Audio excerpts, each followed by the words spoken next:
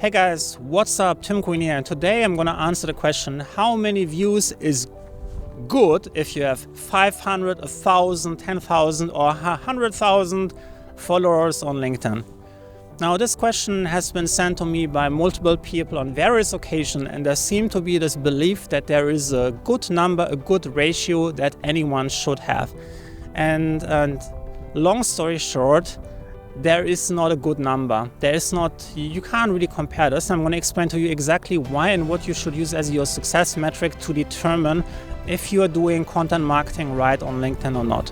Now, first of all, LinkedIn is a really good platform. There's a lot of really good people inside, a lot of business owners, high-level executive people with decision-making power, and it's a really great place to find new business, to find customers, clients, to sign big contracts, to reach out to people all around the globe who can make things happen. But because of that, it also unfortunately attracts a lot of deceitful people who want to get a piece of the pie without doing the work.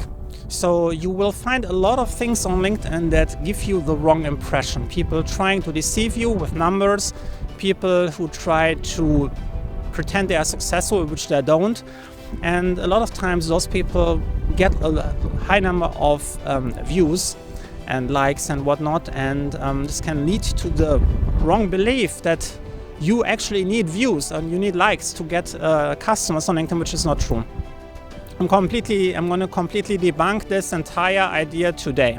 Here's what I want you to think about. Let's say you are selling expensive cars.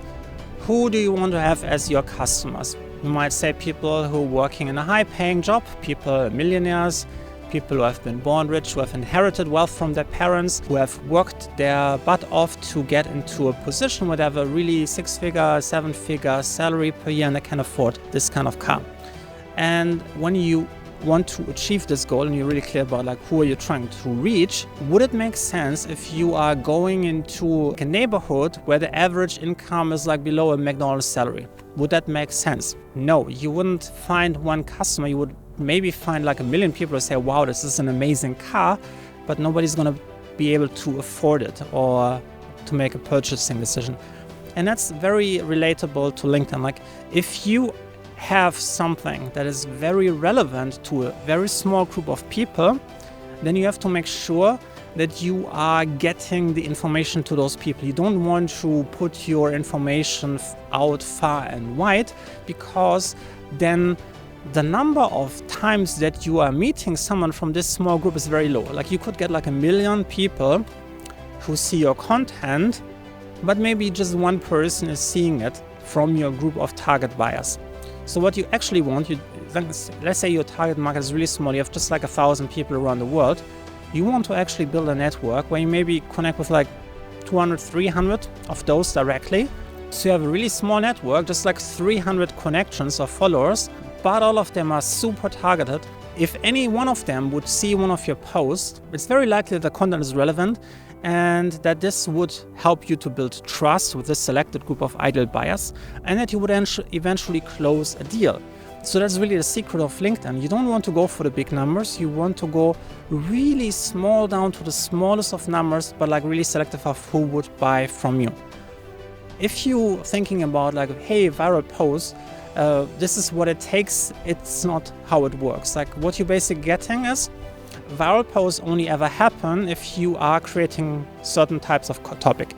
On LinkedIn, the most popular topics are the good boss, bad boss type of meme, where someone is just making up a story where someone has been really badly treated by someone. Those are all fictional stories.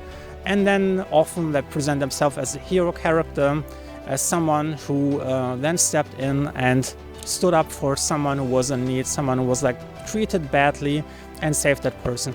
So the entire purpose of that content is just to make the person feel superior or good, so they can say, hey, look what a great person I am. The second type, what you will often find on LinkedIn, is the fake compassion post. Very similar in idea, it's just not like the bad boss, it's just some random homeless person usually. And the person, yeah, I saw this random homeless person, it was snowing outside, minus 30 degrees, and I just went in and bought him a coffee, gave him $100 and like a jacket so he could survive the night. Of course, all of those stories are made up. To me, it's just despicable. Like, I mean, just like for creating some viral video, going to find some homeless person and like pretending to be compassionate, to me, it's disgusting.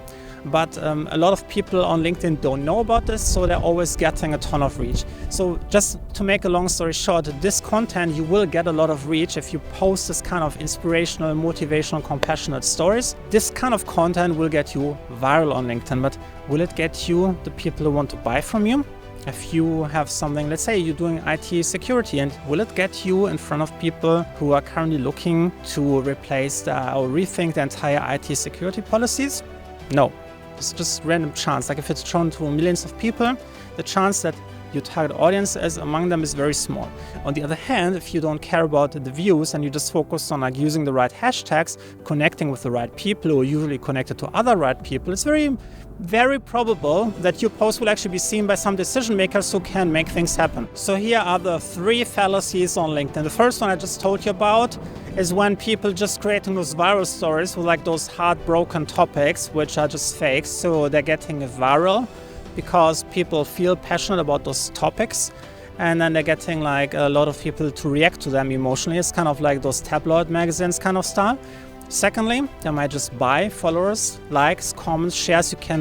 I saw sites selling basically anything. Then the third option is they're getting into some kind of engagement pod, and they say like, hey, let's connect all with each other, and then let's all click the like button on each other's post. And so when they do that, they usually attracted quite a number of views and likes, and to some person seeing the postings, they see some engagement and they think, hey, must be good, it has some social proof. Like if 20 people have clicked the like button, yeah, let's read it too. But it's kind of like fake engagement because they're not really interested, they don't really read it. So what happens is you actually don't get enough dwell time. That means the people in the engagement pod, they just go into your post, they press the like button, and then they click next, like, next, like, next, like. So it's basically time spent on reading a post is like half a second. And LinkedIn is actually recording this, so they're kind of measuring like how long did you actually read a post? Was it actually relevant for you? So even though it looks successful on the outside, because you have that many likes or comments or whatever, like standard comments, great job, whatever, those useless comments that nobody really needs, LinkedIn knows it's kind of like an engagement pod, so they don't really take that engagement seriously. So you're not actually getting any organic reach outside of your pod. So you're just getting like views within your little bubble, and the people in your pod are not going to buy from you. They just want to get, they all believe in the same BS that they somehow, when they like each other's content, somehow going to get some clients, but they don't. What happens is you get some accounts who have like 100,000 followers, and then they post something and they're getting like 0 likes, because if you buy fake followers, they're not going to like anything. If you are in an engagement pod, you're basically paying for the likes, like with your own likes on their posts. And if you're out of the pod, you have nobody left who is really interested in your content. So what you should do instead, you should really keep your network small. If you already have a large network, it would be a good idea to completely wipe your network and only keep the most essential people in your network. Keep it really small. Sometimes just like 200 to 300 people is enough to run a successful business. 500 to 1,000, you usually have at least like third-level connections to most people relevant in your industry if you're keeping it small. Then you want to create really high-quality educational content. I'm going to put up a video over here that shows you exactly how you can do that. Now, once you have your educational content, you can answer a lot of questions that your ideal customers are facing, give them big picture answers so they understand how to solve it. They want to solve it themselves, they can do, but most of the time, especially if you target correctly, they just want to have this done correctly by someone who knows more about it than them. So that gives them a perfect excuse to reach out to you. Then you should have a pre-made offer, something like really entry level, available that you can quickly sell, which is low risk, low entry price, so they can test working with you, getting some initial results, and then you can upsell them on your main product or main services. I'm going to put another video up here which shows you exactly how you can actually do active outreach, how you can quickly close deals with people you have never talked to before in your life. Now to come back to answer the question, how many views should you have if you have whatever number of followers? And the answer is, it doesn't matter. As long as you connect to the right people, whoever sees your post will be relevant as a potential client. And if you focus on creating good, valuable, quality educational content, they're going to naturally engage with it in form of dwell time. You will see a lot of times someone will open up the read more button and they're going to spend some time. Maybe they read your post for 2 minutes, maybe they bookmark it and come to it again. LinkedIn knows that. They know, especially the high-level executive maker, they don't want to put a like on anyone's post. They know they're being watched and they don't want to publicly admit that they are facing some challenges. So they're just going to be the silent lurker in the background, reading your posts without drawing any attention.